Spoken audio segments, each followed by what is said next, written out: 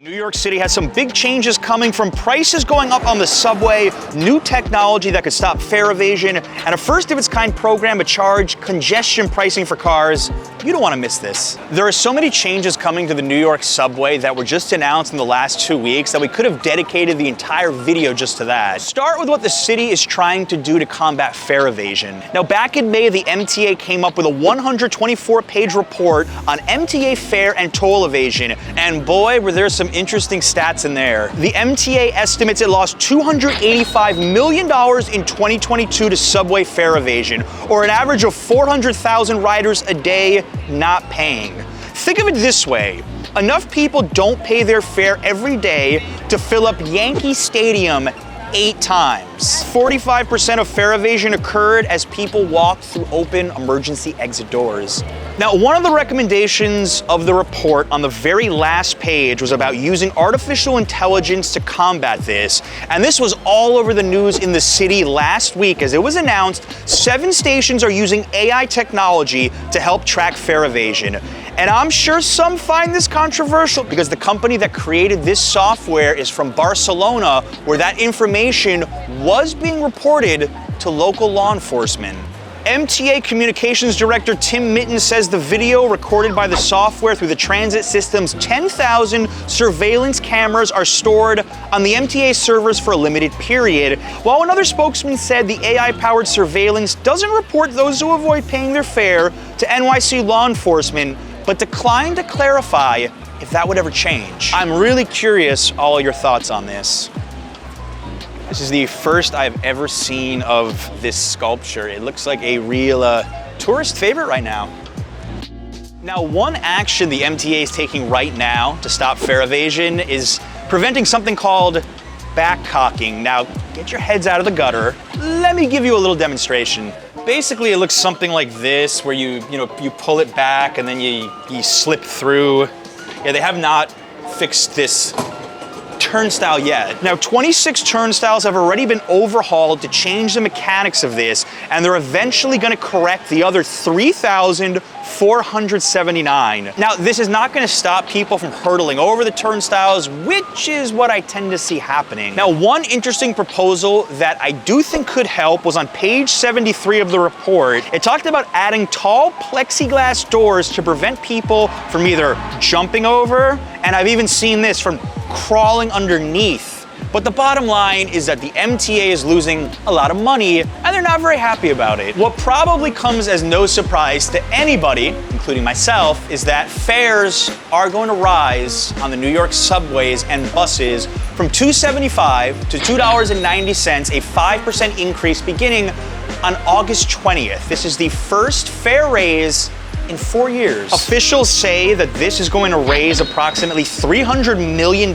annually for the MTA, but it doesn't end there. The LIRR, the Metro North, are also going up by 4% on August 6th, and tolls on 9 MTA bridges and tunnels will rise an average of 5.5%, and as much as 10% for those who don't have Easy Pass. 7-day unlimited Metro cards are going to rise from $33 to $34. 30-day unlimited Metro cards are going to rise from $127 to $132.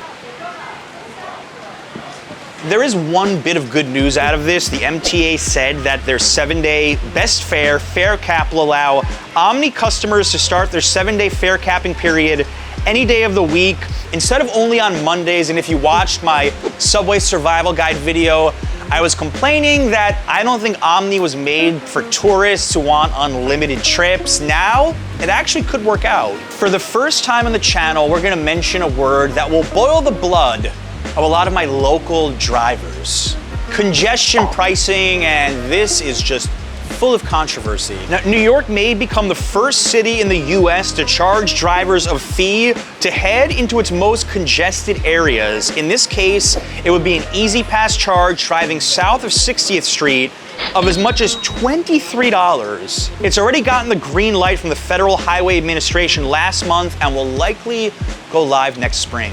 Now, I want you to imagine you're driving into the city from New Jersey to catch a Broadway show. You're spending $14.75 to cross a GW at a peak period with Easy Pass, then potentially $23 more to drive to Midtown. That's nearly $40, and we haven't even factored in if you're paying for parking yet. More on New Jersey's reaction to this in a little bit. People always ask me about booking observation decks too far in advance. If you booked One World right now, you would have quite a foggy view.